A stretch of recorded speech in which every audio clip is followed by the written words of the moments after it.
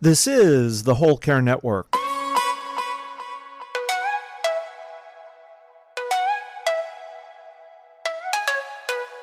Helping you tell your story one podcast at a time. Content presented in the following podcast is for information purposes only. Views and opinions expressed in this podcast are solely those of the host and guest and may not represent the views and opinions of the Whole Care Network. Always consult with your physician for any medical advice, and always consult with your attorney for any legal advice. And thank you for listening to the Whole Care Network.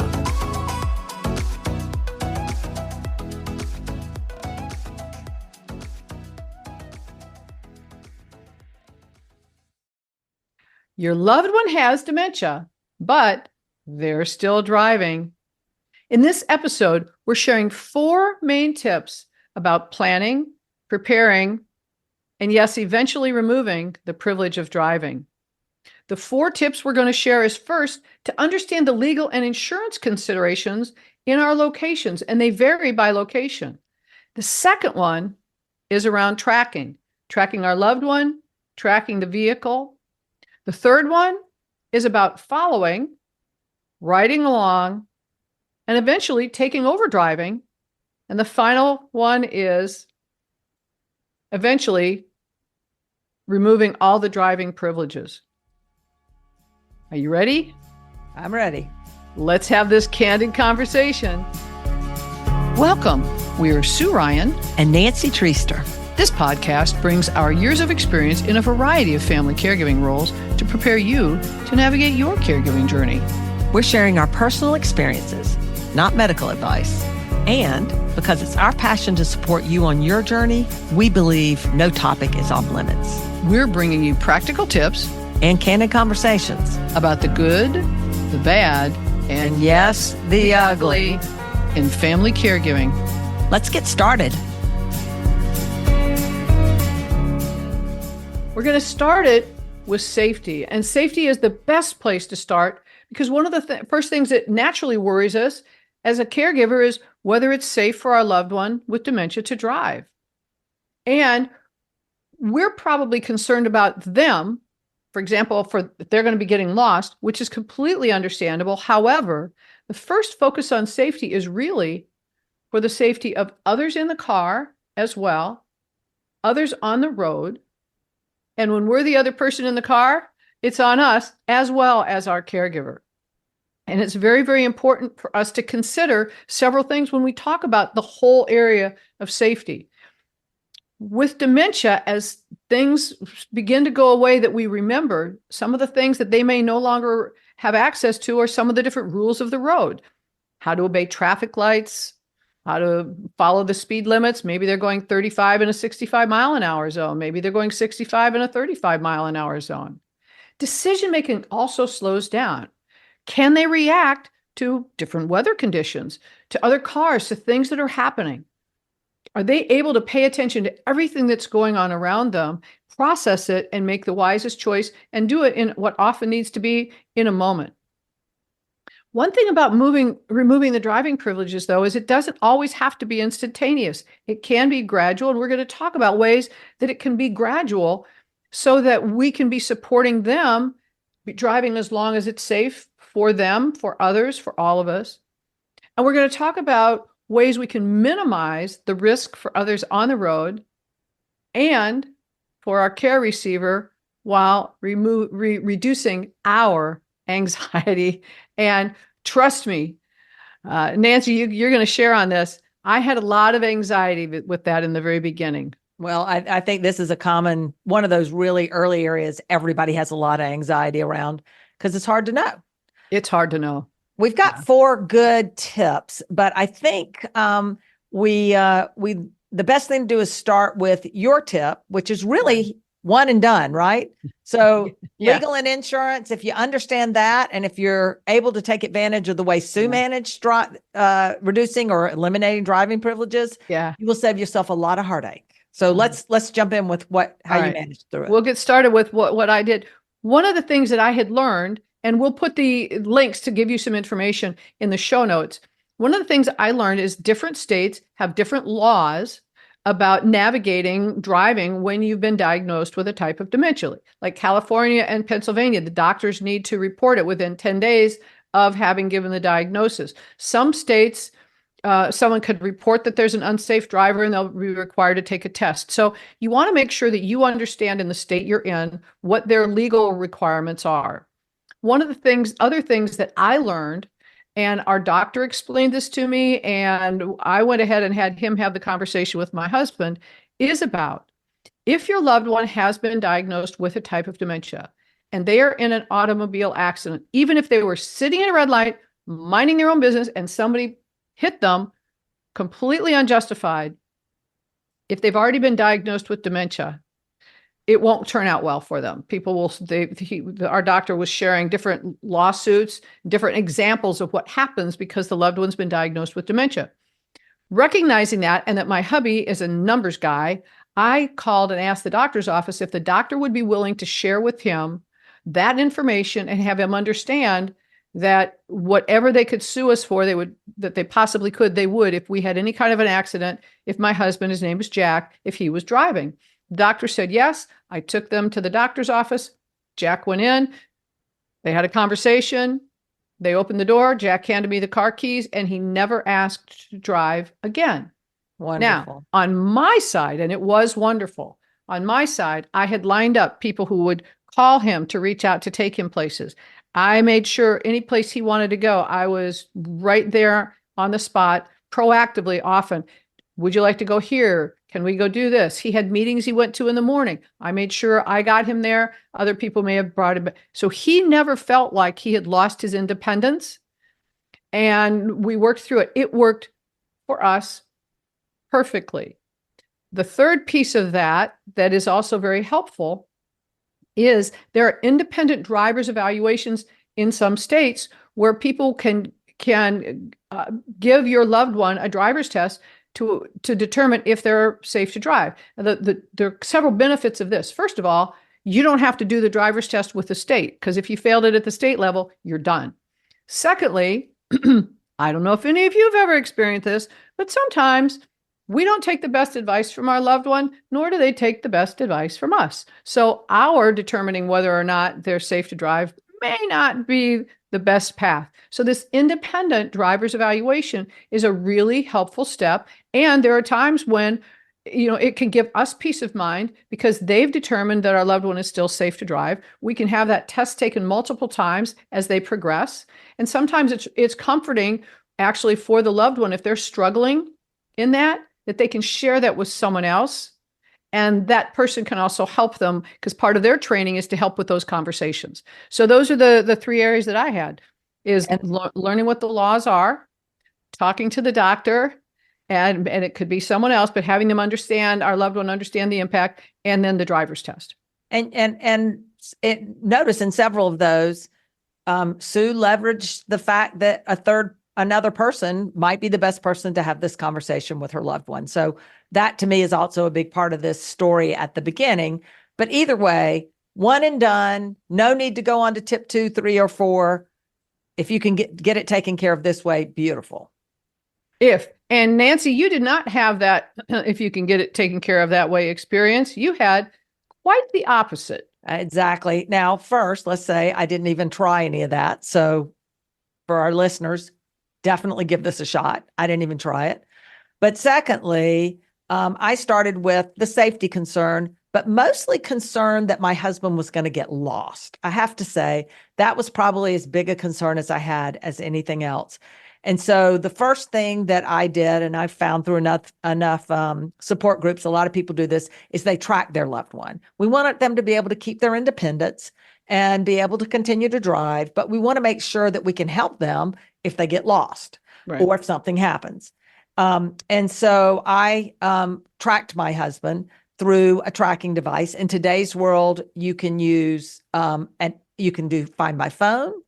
You can use an AirTag. You can use a Tile if you're an Android user. There's even much more sophisticated phone apps or apps for your phone that you put a tracking device in the car and it tracks not just the GPS of where they are. It also tracks their driving habits, like how well they're doing driving. So things are very sophisticated in terms of your ability to track someone. If you don't feel comfortable tracking them, so one of your friends actually followed their husband. Yes. We had a friend who her husband liked to play golf with his buddies, and they had a weekly standing tee time.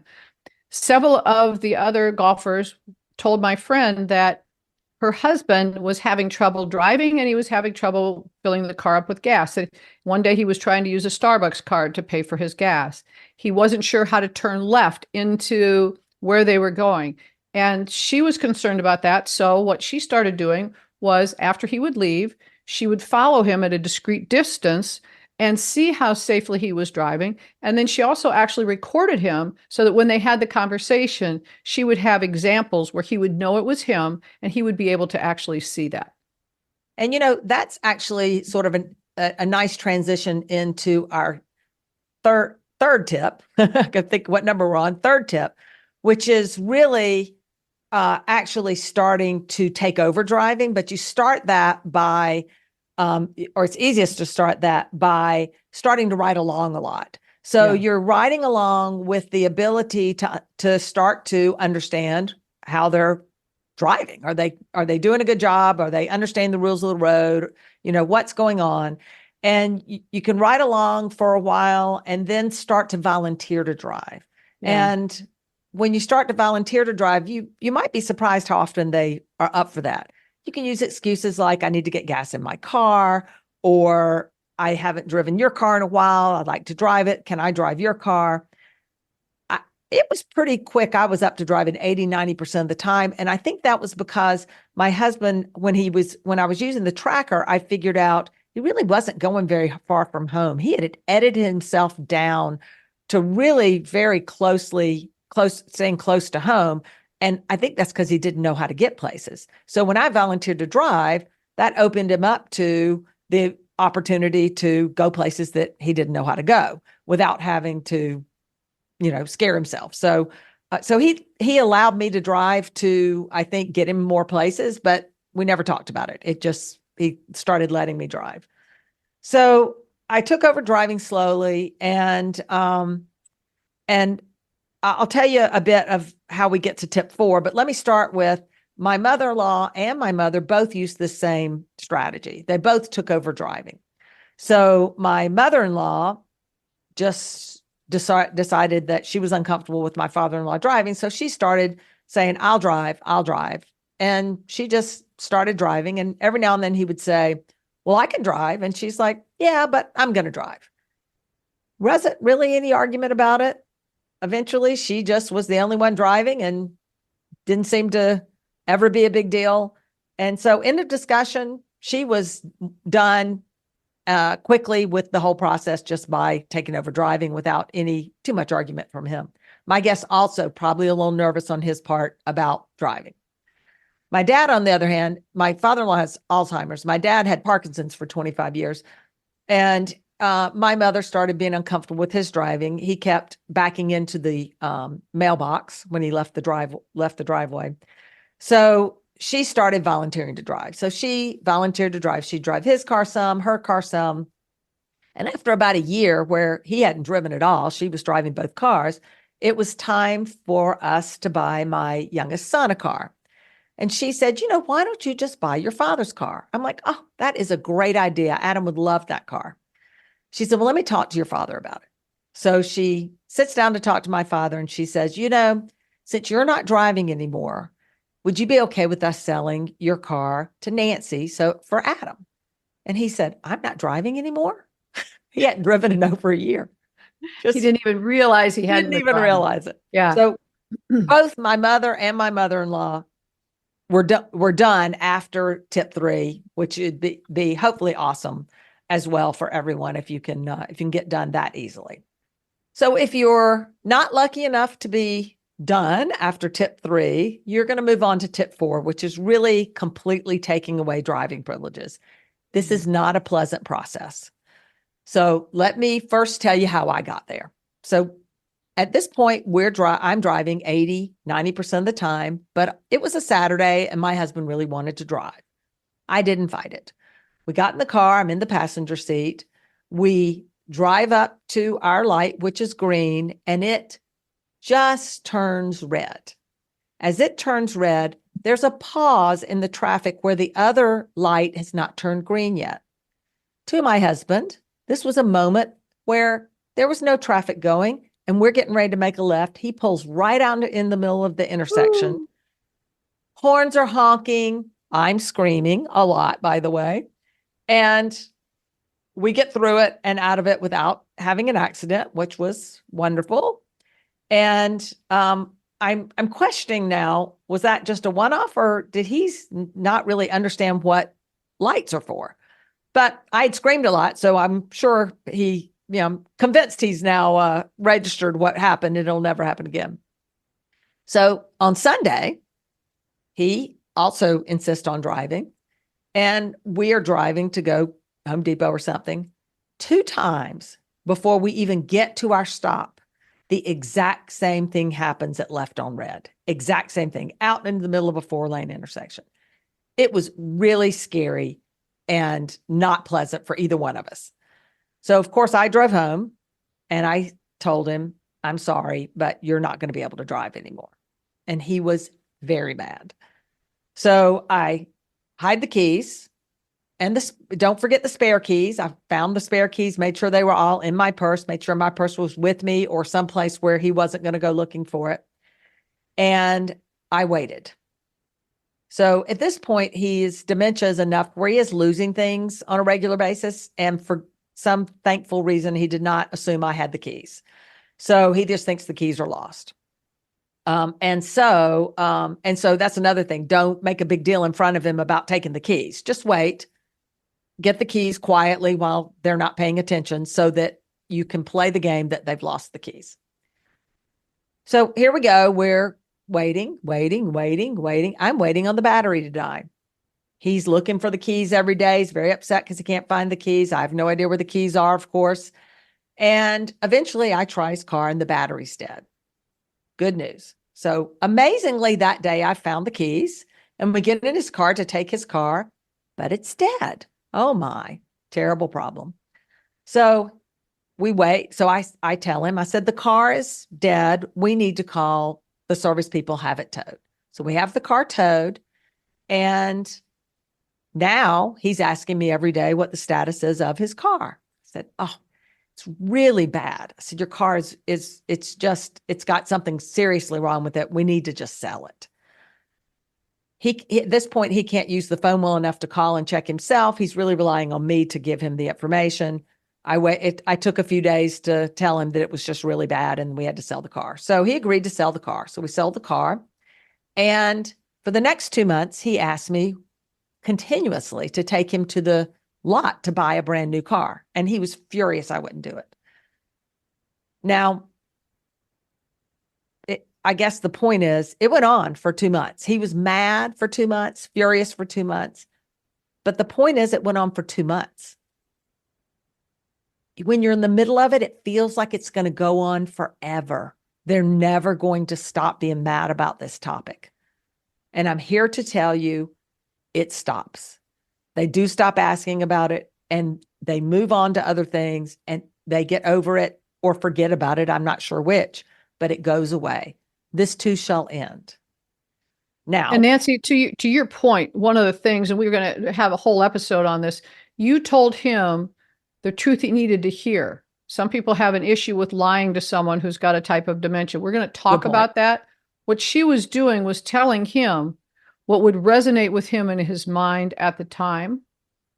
And that helped him to have that understanding of it so that she could have the outcome be where he was not going to be able to drive. But in her situation, that was the truth he needed to hear. You'll come up with different variations on that, but it's doing whatever you can to not have them be driving the car. And I think, so that's just an important lesson really throughout all these topics we're going to talk about is it's often you need to tell them the truth they need to hear and not feel bad about it because it's legitimately what they need to reduce their anxiety and to make them feel better about what's happening. You're doing them a favor as opposed to feeling guilty about it. You should feel good about it. You're helping them. Yeah. The one thing I want to make sure I don't leave out here is, since this entire scenario has happened, I've been in enough dementia support groups to realize what most people do that get down to tip 4, where I was, and they remove the driving privileges. They don't wait 2 weeks for the battery to die. They disconnect the battery cable. Now, that's pretty smart. Had I thought about it, that would have been a brilliant thing to do, but I didn't. Part of the reason that we're doing these podcasts. Yes, is let's save you a lot of trouble and help you get through these processes a lot faster. So anyway, so that's our last tip, tip 4. Yes. Thank you, Nancy, for that. That was very helpful. Let's summarize. In this episode, we talk about 4 main tips for planning, preparing, and eventually removing the privilege of driving. First, understanding the legal and financial, like the insurance considerations in where your location is. The second is tracking the vehicle, tracking your loved one. The third one is about, for example, riding along and eventually taking over the driving. And finally, it's removing the driving privileges completely. At the end of every episode, we like to list the products that you need to apply the tips that we've shared with you. Here in this episode, really the only product is a tracking device if you aren't finished after tip 1. And we'll put in the show notes some examples of tracking devices that you might find interesting. I really want to make sure that I summarize, Sue, with the fact that this is a phase. This will end. It doesn't feel like it when it's happening. You think, oh my goodness, I'm going to be dealing with this forever. It will end, and you'll get over it and get beyond it, and it's going to be okay. It's ultimately going to be okay. Absolutely. And Nancy, remember, we're all in this together. So you got this.